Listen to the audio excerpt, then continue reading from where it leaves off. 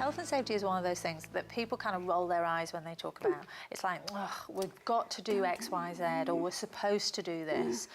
Why is it like that? Why culturally do people resist what they have to do for health and safety? I think because it's not brought down to them exactly what health and safety really is. Yeah, and what is it in your definition? My definition is you're talking to each other, you're helping each other, you're helping to each other to keep safe and healthy. We just think about safety. Yes. But healthy is just as important. Yeah, and in fact what you're doing really is you're moving it away from regulation-bound stuff that seems a bit dull to people communication about, you know, what matters. Yeah, that's it, in a nutshell, yeah. Okay, what's the hard hat for? Do I need to be worried?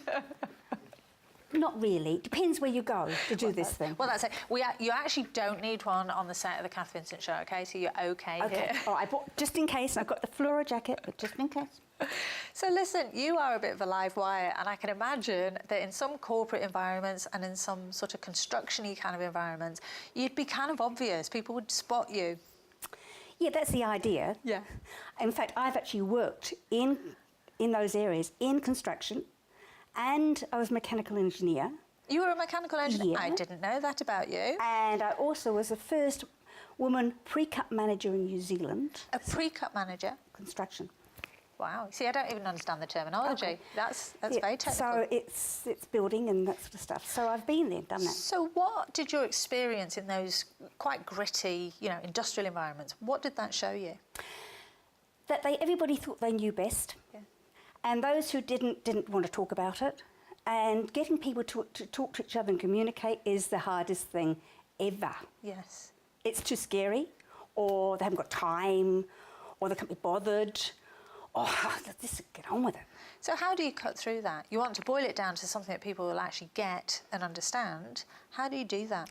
By appealing to what they're trying to do and who they are, and then why they can't do stuff like that, why they can't talk, or what are the really issues within their company and what's going wrong for them. Right. And then sorting that out. Okay, so typically, what kind of issues are you working on right now? Can I just show you a classic example of what I've been doing? Now, we're talking health and safety at the moment, right? So what are the issues on health? It's the common cold.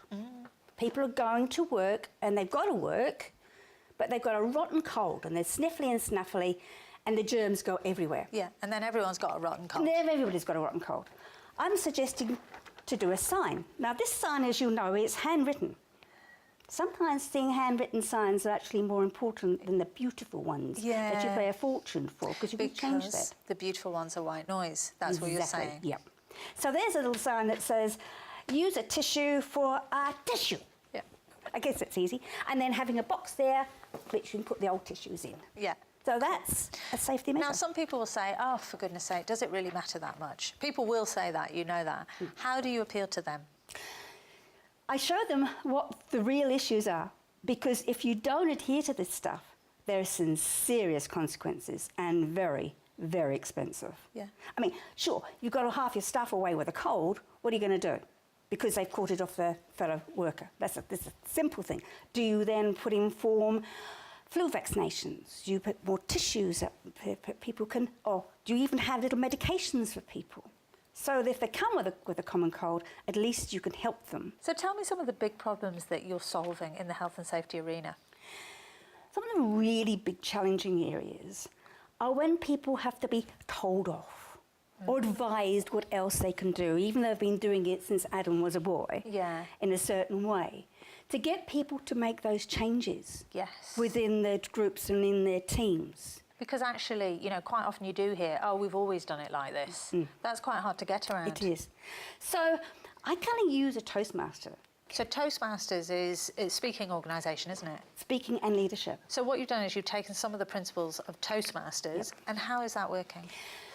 The main principle for Toastmasters is to be able to give feedback. Oh, yes. Good feedback, which is helpful. You've got to be able to give it in a way that is palatable, don't you? Yeah. The worst way to do it is to be criticising people. Yeah, the trouble with you is, that's the worst way to do it. When people say that, you know trouble's coming. Exactly.